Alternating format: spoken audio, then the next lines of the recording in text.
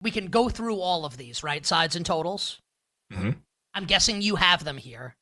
Do any of these stand out to you? Sides or totals in any of these games? Give the game, give the side, give the total, whichever you like, and tell us why.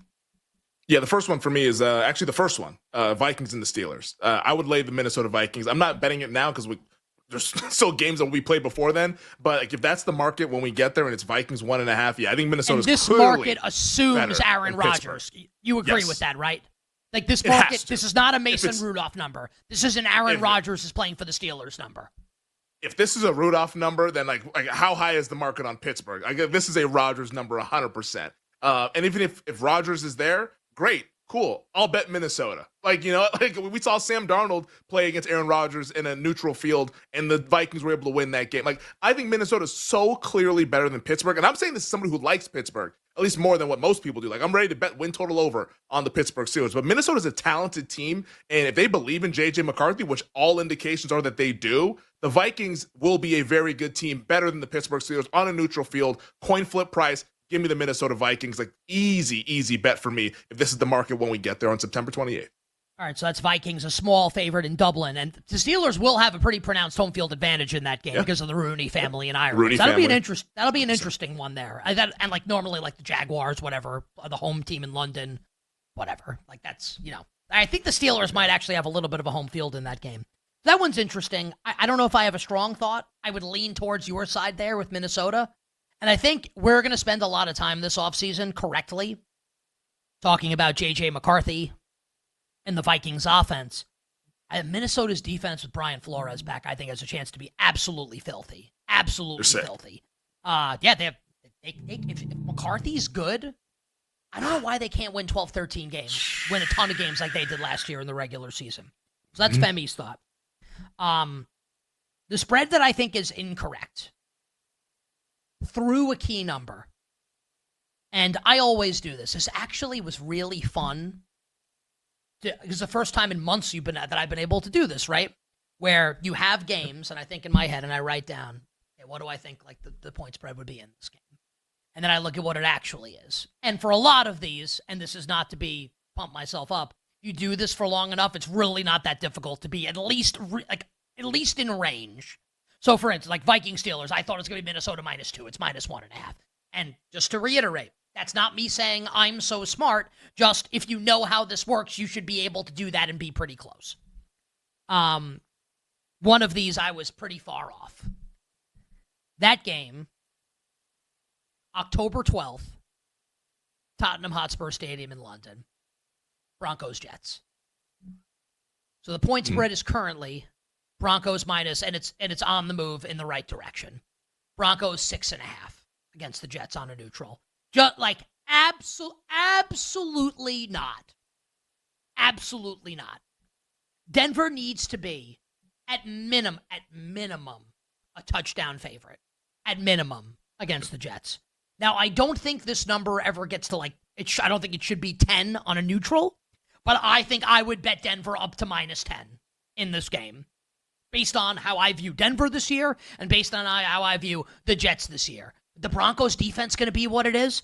Justin Fields is playing quarterback for the Jets. How are they moving the ball? Like, how are the Jets scoring in this game against Denver? How's it happening?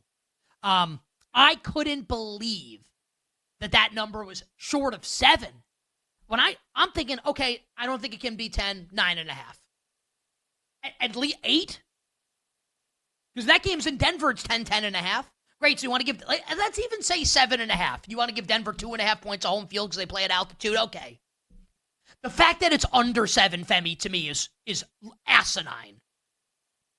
Yeah, with this game, so I thought 7 was the right number with this game, just because I think it's going to be a lower scoring game, so it's harder to make it a massive point spread when I think the total should actually start with a 3.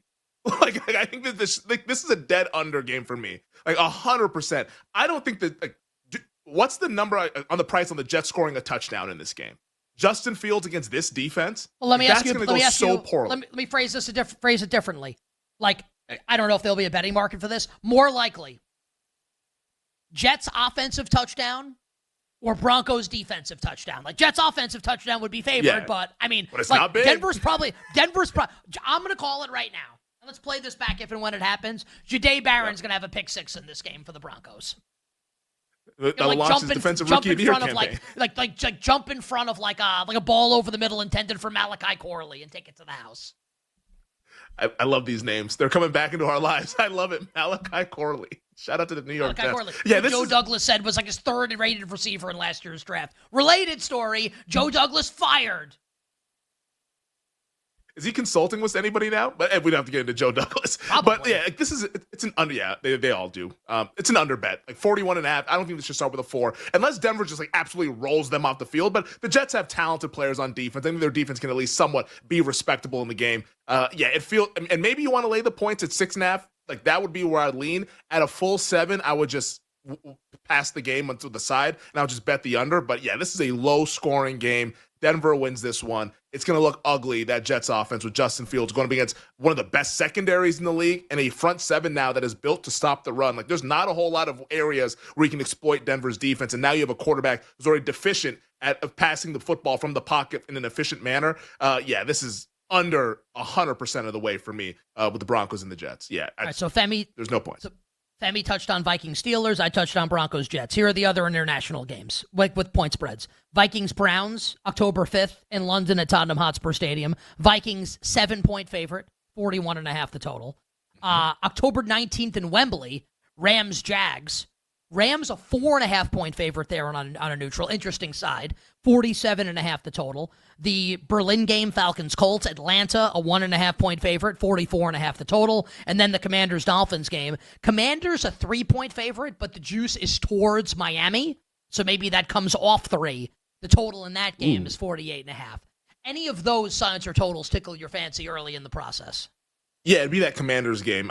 If it's under 3, I'd lay the 2.5. Like 2.5, I'm laying. Anything under 3, I'm laying it. I'm getting the better quarterback on a neutral field. I mean, who knows if Mike McDaniel's even the coach in that game? Like they're entering the season on the hot seat. Like that's just the Dolphins have big time blow up potential. Yeah, like they have the Tyreek Hill and Jalen Waddle, and there's a potential for them to have like an explosive offense, but I think that's out the window now. Like we've seen the peak of the Miami Dolphins. I think it's only going to be on the descent. Commanders easy under a field goal at 3. I'd probably still lay it at 3, to be quite honest. I think Washington's just going to be way better than the Miami Dolphins. So I'd lay it with the Commanders. 3 or better, easy bet for me. What do you make of the Rams-Jaguars side in total? I actually think it's right. I think 4.5 is where it should be because like the Rams, their defense is really good. Like an established head coach. You have obviously a quarterback that's really experienced with Matthew Stafford. I want to bet Jacksonville. Against a defense that's... And I'm probably wrong. I just think the number's right. Like I'm not like running to bet the Rams. I think 4.5 was like the number. Like I actually came up with 4.5 when I was thinking about the game. I was like, this should be more than 3. I don't think it'd ever be 6. Just put it at 4.5. Like that's like where it should be. I mean, yeah. I mean, if you like them, I mean, obviously you're going to be higher on them in every single game. Like like wait till Wednesday night when you're looking at those point spreads. Like, but I'm just you're gonna say I like Jacksonville. I feel like I'm probably wrong. Or at least like the number is right. So I'm trying to divorce myself from that part of it because I do like the Jaguars a lot this year.